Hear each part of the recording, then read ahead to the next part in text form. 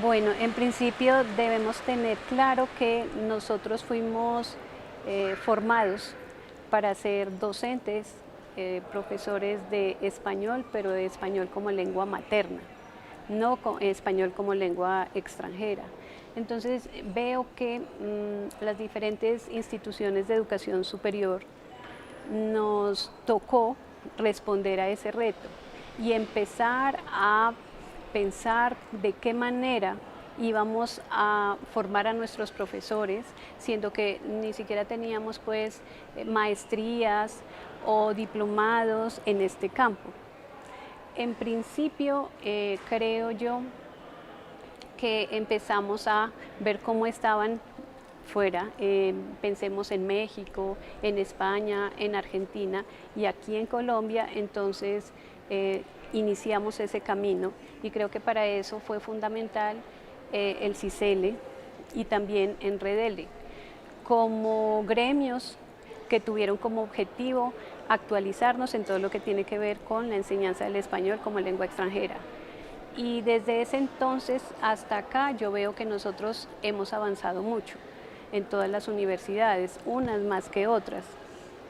También creo que es importante el concurso del Instituto Caro y Cuervo, porque si bien es cierto que es una institución creada para la formación de científicos del lenguaje, se dio cuenta que también tenía que apostarle a la enseñanza del español y hoy en día tiene maestría en enseñanza del español como lengua extranjera, como segunda lengua y también cabe decir que es pionero en la elaboración de materiales de español, que también ese es como que uno de los aspectos fundamentales para tener nuestros propios materiales que hablen de un español colombiano, por ejemplo, para poder enseñarlo.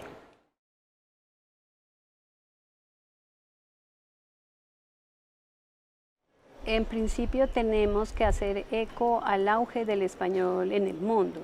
Entonces sabemos que es la segunda o la tercera lengua en número de hablantes, pero también es importante el número de aprendices. Y entonces nos damos cuenta que es un campo grandísimo, es la segunda lengua que se aprende en el mundo. Y por otro lado, en Colombia, porque nosotros recibimos extranjeros, turistas, que quieren aprender español. En la Universidad de Caldas, entonces empezaron a llamar, a preguntar, ustedes tienen el curso de español y nosotros también por una de los llamados que nos hacen desde internacionalización o desde la rectoría, creamos el programa Español para el Mundo.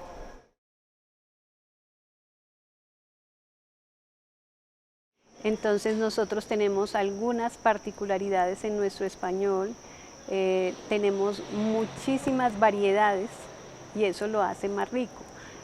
Cualquiera podría decir que es más difícil o más complejo para aprender, pero al contrario, esa riqueza lingüística y cultural es la que hace que nuestro español sea más apetecido. Por otro lado, de la mano de la cultura también va esa forma de ser de los colombianos. Entonces, a los extranjeros les parece atractivo ser alegre, dicharachero, como que buen bailarín, ¿cierto? Y sobre todo gente tan amable y como con una forma de ver el mundo como que tan tranquila. Eso les gusta a ellos y entonces empiezan a pedirnos entonces aprender español y ellos quieren aprenderlo con las formas de hablar de la lengua, pero también en forma coloquial. Quieren aprenderse como que todos los modismos y todos ellos resultan, por ejemplo, hablando de parce y de entonces qué, y bueno, sí, chévere, bacano, sí, excelente.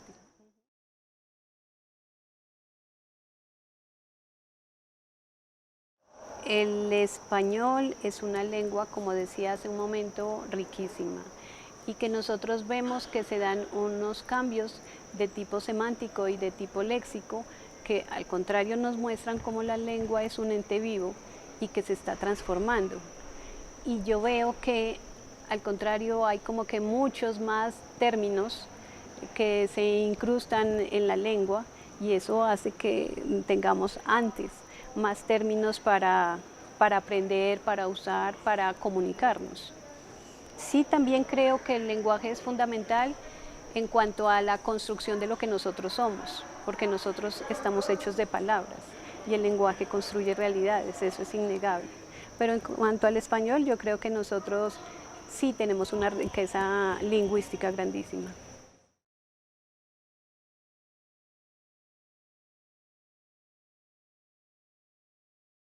La universidad tiene Condori Niño una gran experiencia en el campo de la enseñanza del español con medios digitales.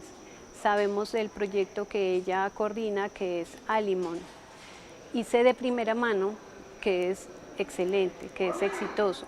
Como ustedes saben, es un acompañamiento o es una pareja de un estudiante de la Universidad de Caldas y otro de una universidad extranjera, tiempo en el que ellos aprenden el uno del otro en pareja, que me parece sensacional. Mi hijo es estudiante de medicina y él estuvo en ese programa, entonces de hecho sé que es un tiempo en el que los dos estudiantes aprenden el uno del otro. Y la profesora Dori en principio empezó con inglés y sé que también está incursionando con inglés-español, ya no, sino también francés-español, me parece excelente.